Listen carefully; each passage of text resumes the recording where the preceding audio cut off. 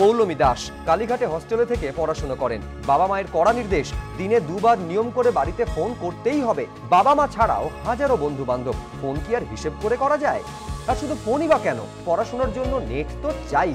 GST নিয়ে তাই চিন্তায় এই ছাত্রী, কারণ বাড়বে ফোনের খরচ। ফোন কলসও আছে, কিন্তু তার থেকে ইন্টারনেটটা বেশি ইউসেজ হয় ইন্টারনেটের। অনেক দিন মা বাবার সঙ্গে দেখা হয় না, বন্ধু বান্ধবের সঙ্গে দেখা হয় না, তো ইচ্ছেই করে মাঝে সাঝে ভিডিও কলসে, তো সেটা তো নেট ছাড়া হবে না। স্পেশালি যখন আমরা নন আর্নিং মেম্বার্স, আমাদের পকেট মানি থেকে যাচ্ছে, তা নাহলে মা বাবার থেকে চাইতে হচ্ছে। পকেট মানি থেকেই যাদের ফোনের খরচ মেটাতে হয় তারাও বেশ বিপাকে।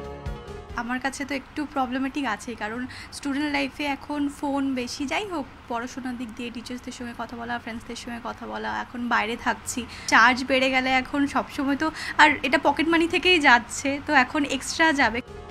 এতদিন টেলিফোন বিলের ওপর 15% কর দিতে হতো, কিন্তু এই পরিষেবায় 18% কর ধার্য করেছে জিএসটি পরিষদ। অর্থাৎ জিএসটি লাগু হলে 3% হারে বাড়তে পারে টেলি পরিষেবার খরচ। ফোনের খরচ শুধু নয়, যারা মিষ্টি ভালোবাসেন, খারাপ খবর তাদের জন্যও। এতদিন প্যাকেটজাত মিষ্টির ওপর শুধু সার্ভিস চার্জ ছিল, কর লাগতো না খোলা মিষ্টিতে, কিন্তু জিএসটি লাগু হলে পাড়ার দোকান থেকে রসগোল্লা কিনলেও তার উপর 5% কর দিতে হবে।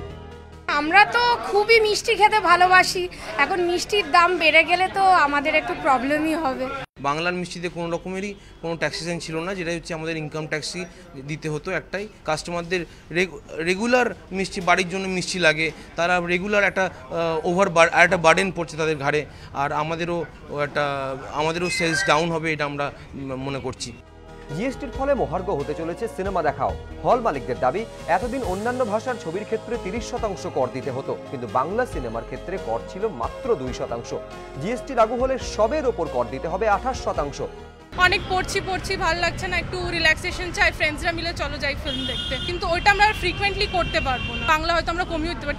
এখনের যে নিউ বেঙ্গলি মুভিসগুলো যেগুলো বেরোচ্ছে, সেগুলো তো ভালো হচ্ছে, তো আমাদের দেখার তো একটা উৎসাহ আসছে। এই ক্ষেত্রে যখন ট্যাক্সটা বেড়ে যাচ্ছে, তো সেক্ষেত্রে তো একটু প্রবলেম তো আমাদের ক্ষেত্রে হবেই। বাংলা এখন তো 2% আছে, যদি ওটা 28% করে দেয়, তাহলে তো অবশ্যই খুব খারাপ হবে বাংলা ইন্ডাস্ট্রির জন্য।